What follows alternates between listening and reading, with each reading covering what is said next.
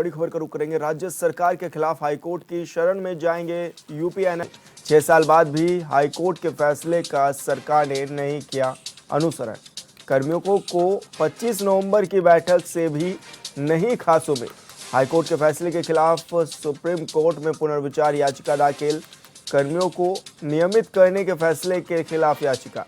राज्य सरकार ने दाखिल की है पुनर्विचार याचिका। कर्मियों की लंबे समय से नियमितीकरण, समान वेतन की है मांग। तो बड़ी खबर आपको बता रहे हैं, जहां पर राज्य सरकार पुनर्विचार याचिका दाखिल करने के लिए सुप्रीम कोर्ट में भी पहुंची और ऐसे में कर्मियों की लंबी समय से यह मांग है कि उनको नियमितीकरण किया जाए, समान काम के बदले समान वेतन दिया जाए। 6 साल बाद भी हाईकोर्ट के फैसले का सरकार ने अनुसरण नहीं किया है। कर्मियों को 25 नवंबर की बैठक से भी कोई खास उम्मीद नहीं है।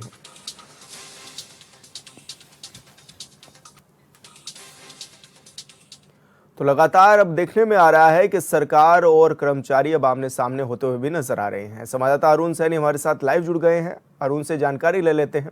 अरुण, क्या लग रहा है, किस तरह की अब तैयारियां भी हैं और क्या माने सरकार और कर्मचारी किस तरह से अब आमने सामने होते हुए भी नजर आ रहे हैं?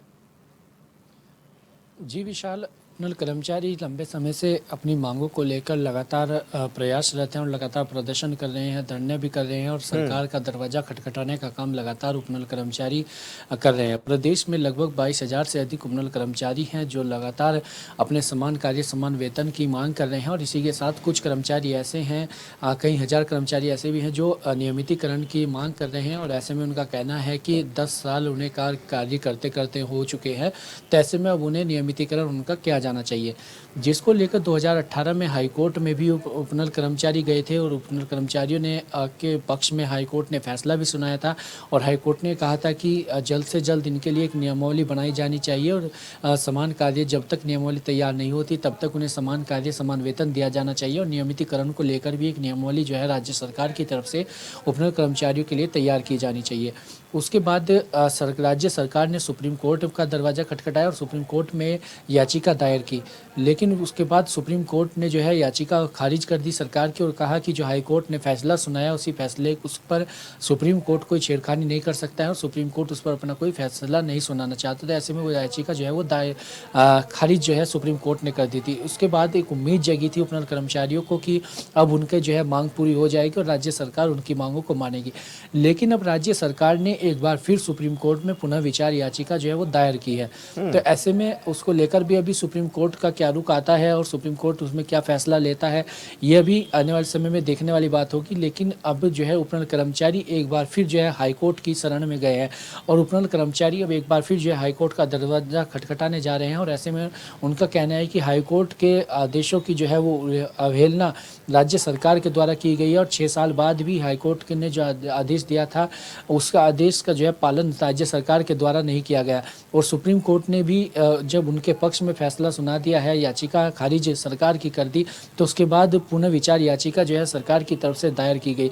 लेकिन ऐसे में उपनल कर्मचारी अब प्रदर्शन भी कर रहे हैं और लगातार उग्र होते हुए भी दिखाई दे रहे हैं। सभी सचिवालय कूच भी उन्होंने किया, मुख्यमंत्री आवास कूच भी लगातार उपनल कर्मचारी कर रहे हैं और लगातार अपनी मांगों को लेकर प्रदर्शन आंदोलन जो है लगातार उपनल कर्मचारी कर रहे हैं। लेकिन आने वाले समय में अब उपनल कर्मचारी क्या कुछ जो है स्टैंड उनका रहता है। हालांकि मुख्यमंत्री के द्वारा उन्हें आश्वासन भी मिला था और ऐसे में लेकिन आश्वासन के बाद जो है याचिका भी दायर की गई। तो ऐसे में अब आगे किस तरीके से सरकार इनकी मांगों को मानती है या कुछ बीच का रास्ता सरकार और उपनल कर्मचारियों के बीच में निकल पाता है, ये भी तमाम देखने वाली बात होगी। लेकिन अब हाईकोर्ट में एक बार फिर उपनल कर्मचारी जा रहे हैं, तो ऐसे में हाईकोर्ट अब क्या फैसला उस पर सुनाता है, तमाम चीज़ें वो देखने वाली होंगी।